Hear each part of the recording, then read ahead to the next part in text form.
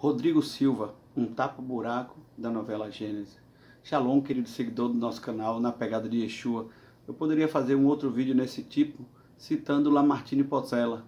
Esses dois caras sempre foram referências para mim, muitos contextos sobre o fim dos tempos, muita coisa para aprender com Lamartine Pozzella. E Rodrigo Silva talvez seja o arqueólogo cristão de mais renome no Brasil, não é? Então é uma pessoa que eu sempre acompanhei desde os programas Evidências, não é?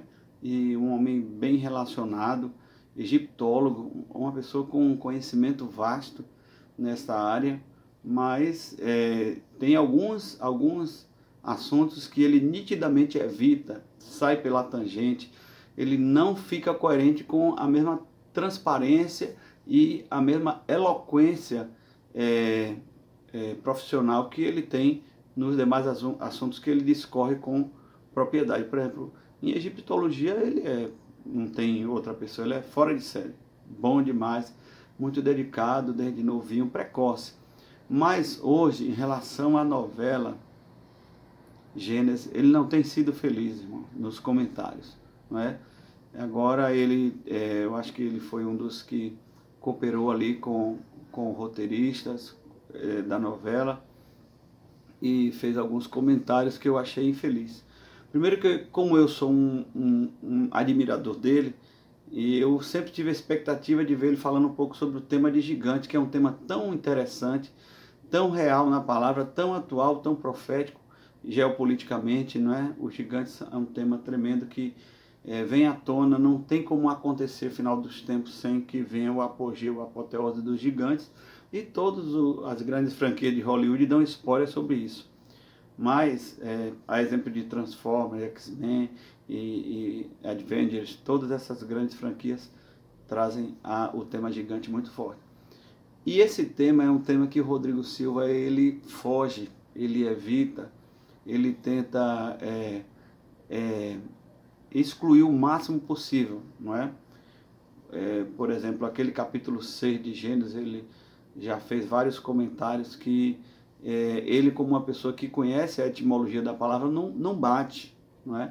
E agora, em relação à novela, principalmente sobre a Semíramis, fez um comentário aí que vai de encontro ao conhecimento profundo dele. Porque ele não é só um arqueólogo, ele é um servo de Deus, um homem que tem toda a condição de fazer um alinhamento profético. E aí ele vai comentar que Semíramis, a aparição de Semíramis não bate de acordo com a cronologia. Olha, que cronologia! Semíramis é a maior potestade com uma figura feminina que já existiu na humanidade. Semíramis é a estátua da liberdade, Semíramis é essa mulher que aparece nas Olimpíadas, Semíramis nas figuras olímpicas, Semíramis é essa esfinge que aparece nas notas do nosso real. Semíramis é representada sobre a mulher da Revolução Francesa. Semíramis é Está, Semíramis é Inanna, Semíramis é todas as potestades do passado, dos sumérios, do Egito. Semíramis é Ísis, não é? Semíramis é Freia na cultura nórdica. Então, para todo lado tem essa representatividade dessa potestade. Agora o Rodrigo Silva quer fazer um alinhamento tão somente histórico, quando hoje em dia ele se encontra refém desses dois segmentos, refém do segmento da doutrina adventista e refém do segmento da novela, porque ele, como um cooperador da novela, talvez fique parecendo antiético, para ele ficar politicamente correto. Então ele tem já colocado panos quentes, falando de licença poética. Tem a licença poética sim, mas tem um limite. Qual o limite? De você não transformar um vilão, de você não transformar uma pessoa que é uma figura demoníaca como Nimrod em um herói, como a novela fez. Então aí torceu muito os princípios da palavra de Deus. Então é preciso que faça uma leitura de Semíramis, não é nem citada na Bíblia. E ela aparece na história em vários momentos, em atos de 300, de 400 anos, não é? Como a esposa de Nabucodonosor, como a esposa de Nimrod. Há um hiato aí nesse período, não é? E sempre essa mulher icônica da Babilônia. no final dos tempos, em Apocalipse, vai mostrar uma mulher, uma prostituta, que é referenciada, alinhada com a Babilônia antiga. Então, como que eu e você podemos fazer vista grossa diante disso? Então, sempre para um arqueólogo da capacitação que tem o Rodrigo Silva, então esses dois assuntos ele tem evitado, não é? E também fica refém, cativo da doutrina de Ellen White.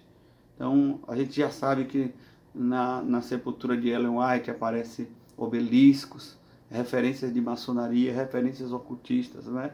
E a despeito de haver uma contribuição histórica, alguns alinhamentos históricos que a Igreja Adventista faz, ali no livro Grande Conflito, tem que ter uma peneira muito grande, que tem muita coisa ali que eles estão sempre puxando para a crença deles, para a guarda de sábado, para a questão de a acepção na hora de comer, o que é pecado, o que não é pecado, o que na verdade o apóstolo Paulo disse que tudo isso aí é sombra do Antigo Testamento.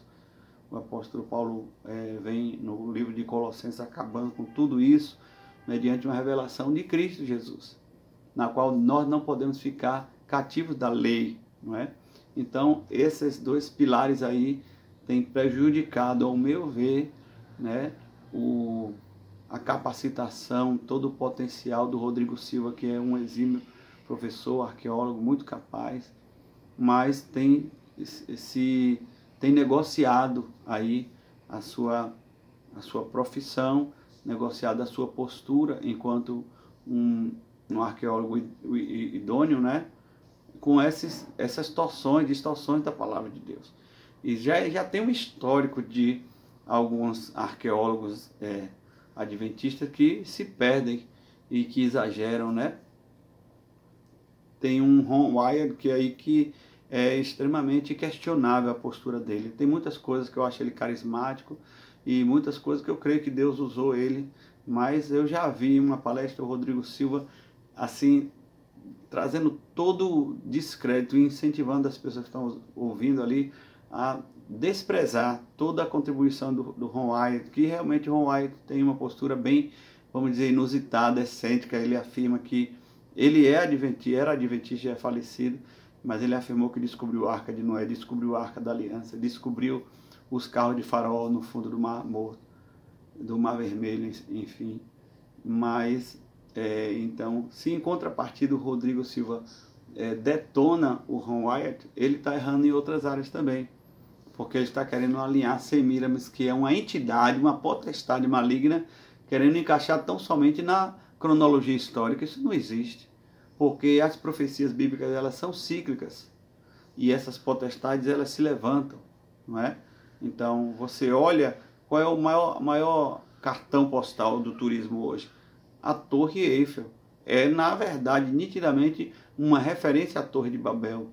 Como quem diz nas entrelinhas, a Torre de Babel ainda está viva, aquele espírito, aquela influência. Então, a influência de Semíramis está na Terra. E ele faz um comentário assim, totalmente sutil, totalmente superficial, quando não é do perfil dele. Ele é muito zeloso. O Rodrigo Silva é muito zeloso nos comentários dele. Quem conhece os trabalhos dele anteriores, ele é meticuloso, minucioso.